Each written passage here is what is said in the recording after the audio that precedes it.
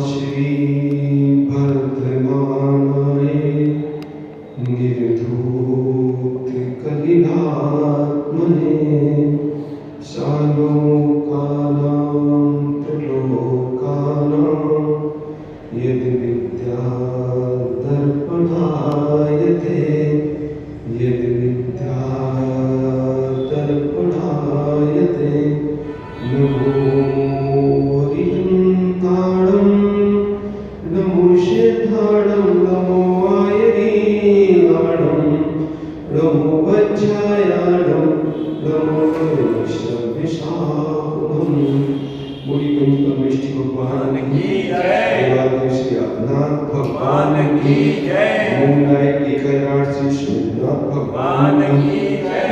भगवान शासन श्री भगवान स्वामी की जय। आचार्य भगवान श्री समंदर स्वामी महाराज की जय। आचार्य भगवान गुरुवर श्री सुसागर महाराज की जय। अशोक सागर महाराज की जय। सागर महाराज की जय।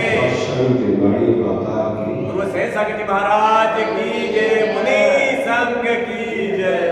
हम सभी अंतिम देश वर्तमान स्वामी के शासन में रहते हैं और उनकी पीयूष अमृतमय वाणी जो जीवात्मा का कल्याण करने वाली है, भवों के दुखों से छुटकारा दिलाने वाली है, ऐसे परम जिनवाणी का जिन सुख का आप कर रहे हैं, जिसको निष्प्रज्ञ का बोध है, जिसको निष्प्रज्ञ का बोध है वो परग्रह में लिप्त नहीं होते। जिनको निष्प्रज्ञ का बोध नहीं है वही परग्रह में लिप्त होते हैं। परग्रह भी दो प्रकार का है, एक आंतरिक परग्रह, एक बाह्य परग्रह। परग्रह भी दो प्रकार का है, एक आंतरिक परग्रह, एक बाह्य परग्रह। आंतरिक परग्रह और बाह्य परग्रह में वही लिप्त हो रहे हैं जिनको निज आत्म परग्रह का बोध है।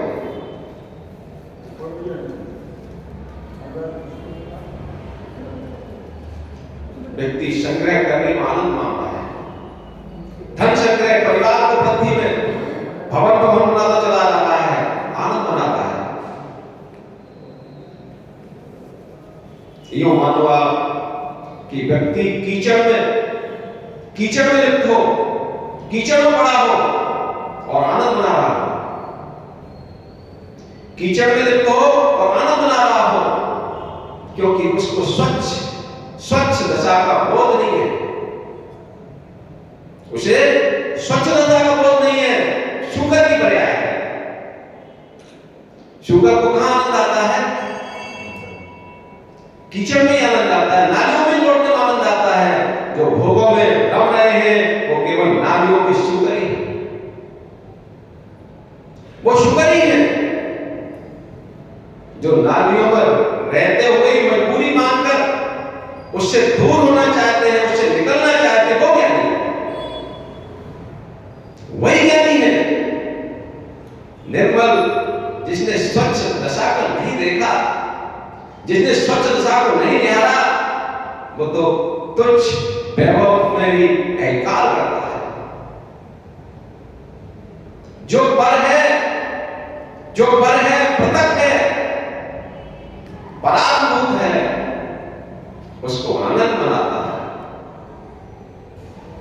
कषायों को आमंत्रण देता है, धन संग्रह करता है, परिवार को बढ़ाता है, कषायों को बढ़ाता है। परग्रह की दो प्रकार, आंतरिक और बाह्य। बाह्य परग्रह में आसक्ति आंतरिक परग्रह को पैदा करती है।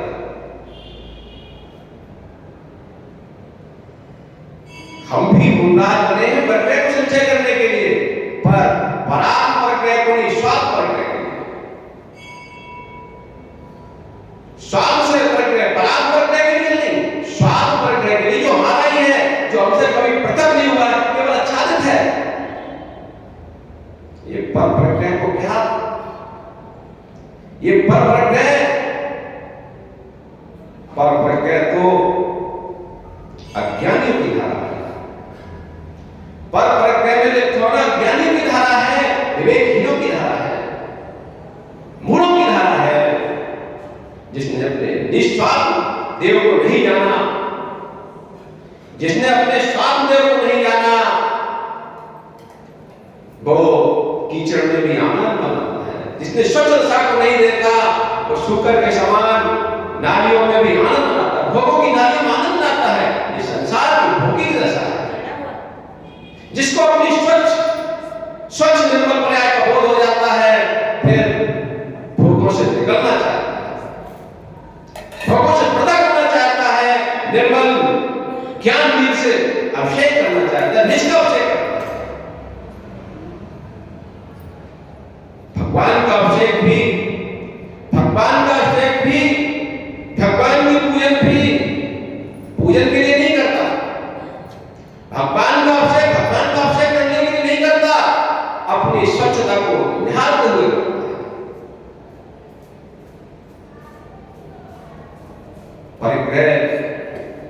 परिग्रह मुक्ता मुक्ते को गोया। देखो भजन चलते कई तरह के, क्या क्या भजन चलते हैं, कई तरह के भजन चलते हैं। कई तो अन्य संप्रदाय के भजन है, हमारे यहाँ आ गए और हम थकते हैं, मतलब आनंद मनाते हैं, जबकि ये सिद्धांतों का लोप करने वाले हैं। कौन से कौन से निर्गुण न्याय, परमात्मा को निर्गुण बनाने कहते हैं। अरे ऐसा कोई द्रव्य नहीं है गुणों से रहे, तो कोई द्रव्य भी गुणों से रहित नहीं है। हमारे परमात्मा भी गुणों से रहित नहीं है, वो भी गुणों से रहित है। ये निर्गुण न्याय ये हमारे सिद्धांत से लोग करने वाले हैं। कर्मों से रहित है पर अनंत चतुष्टय से सहित है। ये गुणों के भंडार है, दुर्गुणों को छोड़ चुके। मुक्ता मुक्ते रूप है, शिव भगवान मुक्त है या मुक्त है? मुक्त है या मुक्त है? देखो मुक्त भी नहीं है, मुक्त भी है, अमुक्त भी है। कर्मों से मुक्त है और अपने अनंत चतुष्टय से अयुक्त है, मतलब संयुक्त है।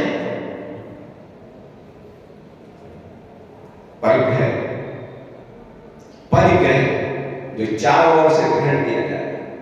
एक परिग्रह वो जो जिसका पदार्थ संबंध है, जिसका पदार्थ संबंध है। एक परिग्रह वो जो संयोगक है, एक परिग्रह जो पदार्थ संयोजक है, दूसरा परिग्रह संयोगक परिग्रह है। संयोगक परिग्रह भी दो प्रकार के, एक महापरिग्रह, एक अंतर परिग्रह। जितना हमें दृश्यमान है ये परिग्रह महापरिग्रह है, अदृश्यमान राग द्वेष क्रोध मान माया लोभ ये सब क्या है? यांत्रिक परिग्रह है। बाहर परिग्रह छोड़ देना सरल है, बाहर परिग्रह छोड़ देना सरल है, आंतरिक परिग्रह छोड़ पाना कठिन है।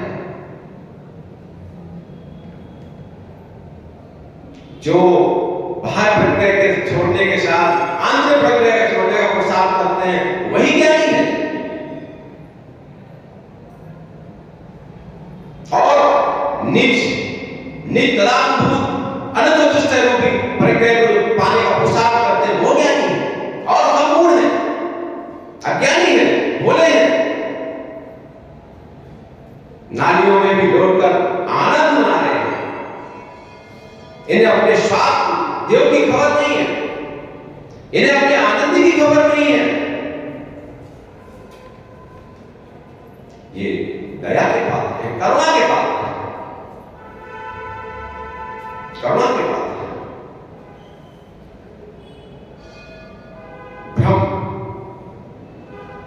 पूर्ण परिग्रह का पूर्ण त्यागी तो महाव्रती होते हैं, पर ग्रस्त भी क्या होता है? परिग्रह परमामृत का धारी होता है, वही मोक्षमार्गी होता है। यदि अपने स्वार्थ देव पर, स्वार्थ परिग्रह पर दृष्टि है, अपने बाह्य परिग्रह आंतरिक परिग्रह पर छोड़ने की दृष्टि है, जो मलमूत्र यहाँ आचार्य समझता है स्वामी ने मातंगोदन देवस्य पार्षदत्ता नीले संप्राप्ता पूजिशन उत्तम पूजाशिषण उत्तम ऐसा मतलब कौन सा हुआ था चांडाल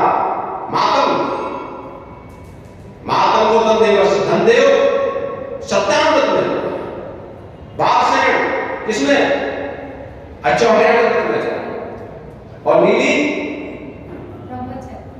ब्रह्मचारी में और चैकमा ये हुए आपके परिग्रह प्रणाम करते धारी थे कौन चैकमा ये राजा के पुत्र थे हस्तिनापुर के राजा सौंप इनके पुत्र थे चैकमा परिग्रह प्रणाम कर धारी थे एक स्त्री से संतुष्ट रहने वाले थे। एक बार दोनों जो है कहां पर जहां भारत ने 24 बिंब स्थापित किए कहां स्थापित किए स्वर्ण के कहां किए हिमालय पर तो वहां जो है वो दर्शन के लिए जाते हैं दोनों। यहां स्वर्गों में बात होती है सौधर अपने में बात करता है कहता है कि परिग्रह प्रणाम पद का धारी आज वर्तमान में है तो है जयकुमार श्रेष्ठ है चर्चा होती है तो एक रत्न नाम का जो था वो सोचता है अरे परिग्रह को देखकर धन दौलत को देखकर स्त्री परिग्रह को देखकर अच्छे लग जाते हैं जो सौदा लोग कह रहे हैं ऐसा हो सकता है कि उसी में अल्प परिग्रह में संतुष्ट रहने वाले हो चल देता है परीक्षा के लिए और जहां वो जिनालय की कल्पना कर रहे थे वहीं पहुंच जाता वहां जाकर जो है अपना स्त्री का रूप बनाता है और 4 स्त्रियों को साथ में लेके पहुंचता है जयकुमार के पास। जयकुमार से कहता है भाई जो जिस उसकी नाम स्त्री का नाम था सुलोचना कहता है कि सुलोचना का तूने पाठन किया था स्वयंवर में आप गए थे तब आपसे जो है विद्याधर के नवी नाम के विद्याधर के साथ आपका युद्ध हुआ था।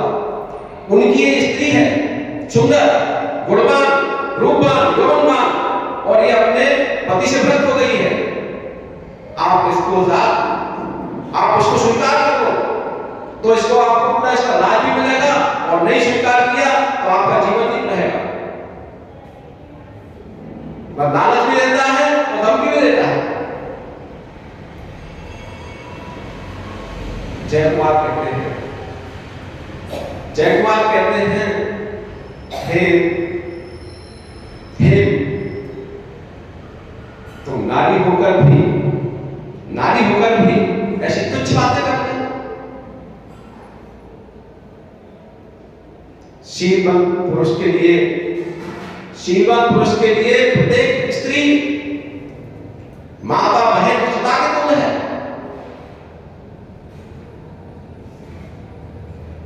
प्रत्येक स्त्री बहन माता सदा के तुल्य है। काफी मतलब काफी प्रलोभन भी देता है सब कुछ देता है। जयकुमार कहते नहीं भाई कहती आप धिक्कार नहीं ये तो आपको ऐसी बात तो शोभा नहीं देती पर वो देव उपसर्ग करता है किस पर जयकुमार पर उपसर्ग करता है बहुत उपसर्ग करता है वहां पर वो जो है किंचित भी उससे जो है चलावा नहीं होते फिर वो देव के चरणों में नमन हो जाता है नमन करता है अपने स्टार रूप को इस यथार्थ रूप को प्रकट करता है और सर्वों के वस्त्र आभूषण भेंट करता है अपने दायु वस्त्राभूषण को प्रकट भेंट करता है पूजा करता है। शीलवान गुणवान लोग देवों के द्वारा ही पूजित होते हैं।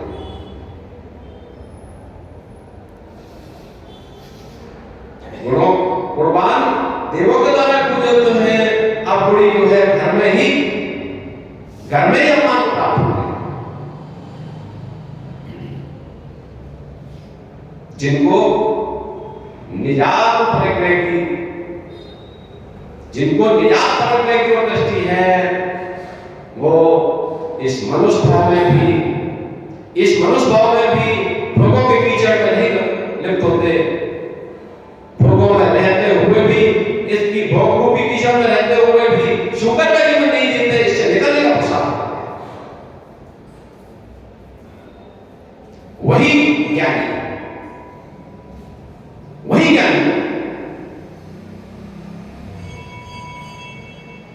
जो भोले हैं,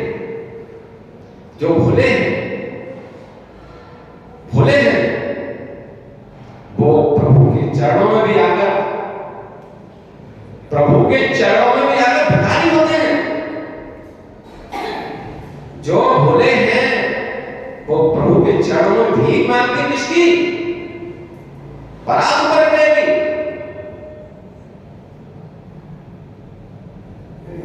मतलब जहां रत्नों का खजाना हो, माताओं, जहां रत्नों का खजाना हो, रत्नों का प्रतिष्ठान हो, जहां सतपाल सागर बाबा जी, जहां रत्नों का खजाना हो और वहां कोई व्यसनी क्या करेगा? कोई व्यसनी है, शराबी है? कोई मादक पदार्थ का सेवन करने वाला है, तो क्या करेगा? वो वही ढूंढेगा। यदि भगवान भी प्रभु के द्वार पर आकर के संसार के लोग की लालसा लेके आए, तो आप व्यसनी हो। मतलब हीरो जवाहरात के प्रतिष्ठान पर आप गुटखा ढूंढ रहे हो, आप शराब ढूंढ रहे हो। ये प्रभु का चरण, ये पंच परमेष्ठी का शरण भोगों की इच्छा के लिए नहीं है, कामनाओं के लिए नहीं है, ये तो भगवान बनने के लिए है।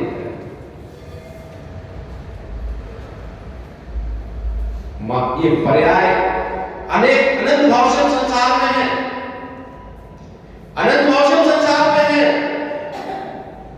एक इंद्रिय पर्याय, दो इंद्रिय पर्याय, तीन इंद्रिय पर्याय, चार इंद्रिय पर्याय, पांच इंद्रिय असंगी, जहां बोध ही नहीं है, असंगी पर्याय, यहां अपने को समझने का बोध नहीं। आज हम कितनी दुर्लभ स्थिति को प्राप्त कर चुके हैं, और दुर्लभ स्थिति में आकर भी, दुर्लभ संयोगों को प्राप्त करके भी ये अपनी दुर्लभ निधि को पाने का प्रसाद न करें, तो हमारा जीवन निस्सार है। अरे जो भगवान बने हैं वो भी तो हम जैसे आत्मसिद्ध हैं, हम समान, हमारे समान ही संसार में करने वाले थे। बहन भैया, हमारे बीच के ही मित्रजन, हमारे बीच के ही शत्रुजन को मानते थे, तो भगवान बन गए, हम यहां संसार में भर जाते हैं। क्यों? अंतर क्यों आया? क्योंकि हमने अपने स्वार्थ देव को नहीं देखा, हमने स्वार्थ देव को प्राप्ति का उद्यम नहीं किया, हमने भोगों में ही आनंद मनाया, हमने शुक्र का जीवन दिया है, हमने ज्ञानी का जीवन नहीं दिया। हमने शुक्र का जीवन दिया, ज्ञानी का जीवन नहीं किया। यदि शुक्र पर्याय में भी ज्ञानी हो जाए, मतलब भोगों के साथ भी यदि ज्ञानी हो जाए, तो भगवान बनने का प्रसाद प्राप्त हो जाए। पर जिसको शुक्र दशा में आनंद आ रहा है, जिसको भोगों में ही आनंद आ रहा है, प्रभु के द्वार पर आकर तो अभी भोगों को ही मानता है, वो अपने स्वार्थ देव का प्रतिष्ठापन कब करेगा? निर्मल स्वच्छ दिल से स्नान कब करेगा? ज्ञान दिल से निर्मल कब करेगा? आज ही नहीं है, सोचने का समय नहीं है। ये सब भोले प्राणी हैं।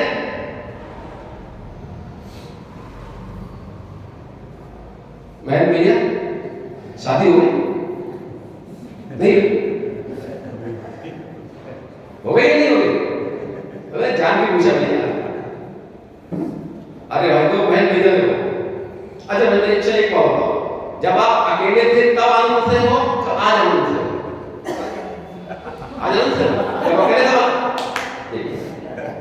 जब आप अकेले थे तब आनंद से, आज आनंद में हो? अभी आनंद में हो? मतलब अकेले जब थे तब परेशान रहते थे, तब माँ आपके ध्यान रखती थी, ये माता पिता आपका ध्यान रखते थे। से तो निकल देते हैं ना, हैं? जब 12-13 साल के बाद पढ़ने और लिखने चले जाते हैं। तो कहाँ रहते थे?